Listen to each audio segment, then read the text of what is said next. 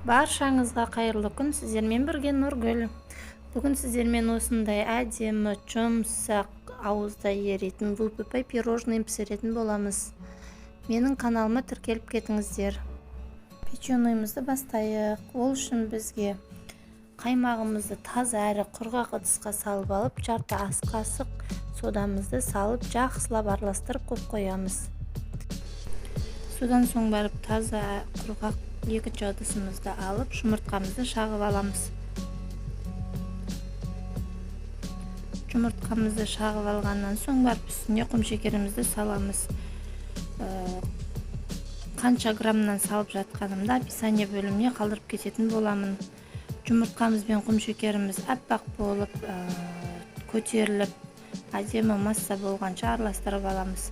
Содан соң барып үстіне қаймағымызды салып, оның үстіне пісте майымызды салып, оны да жақсылап араластырып аламыз. Сұйық заттарымыздың барлығын араластырып болған соң барып құрғақ заттарымызды үстіне салатын боламыз. Ол үшін бірінші ұнымызды есептеп аламыз.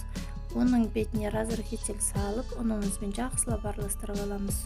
Және де оның үстіне какаомызды салып, барлығын бірге араластырып, сұйық затымыздың үстіне салып, біркелкі масса болғанша араластырып аламыз.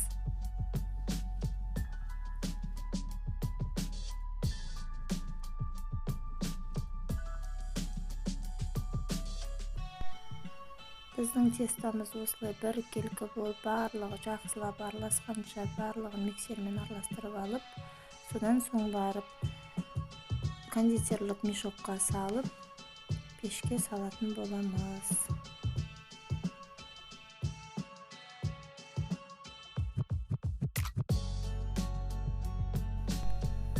Барлығын осылай мен айтқандағыдай, мен көрсеткендей қылып істейтін болатын болсаңыздар, бір жасағаннан шығатын болады.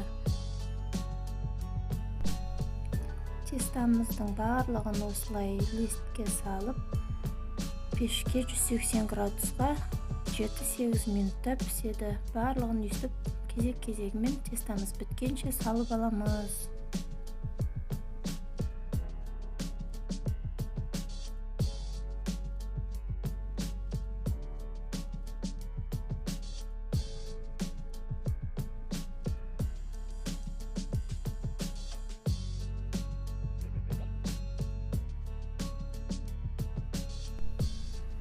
Піскен корждарымызды барлығы бірдей болу үшін осындай арнайы кондитерлік құралымен кесіп алсақ болады, немесе қалай пісті солай да жасай берсек болады.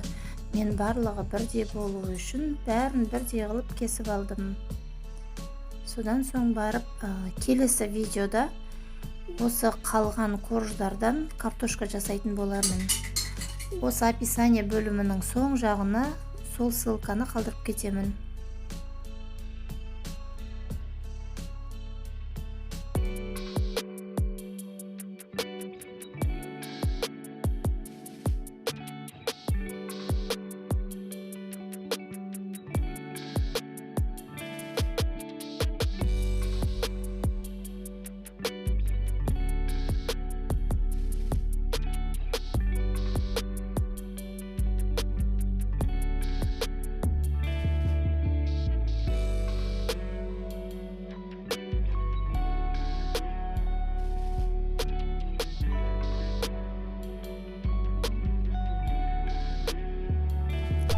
Печенойымыздың кремін жағып болған соң барып, өз қалауларыңызша бетін сәндесеңіздер болады.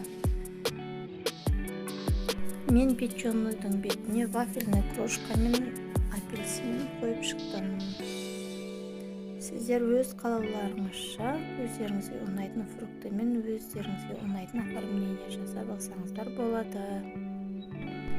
Осымен біздің печенойымыз дайын. Видеоны соңына дейін көргендеріңіз үшін сіздерге рахмет. Каналыма тіркеліп кетуді ұмытпаңыздар. Қош сау болыңыздар.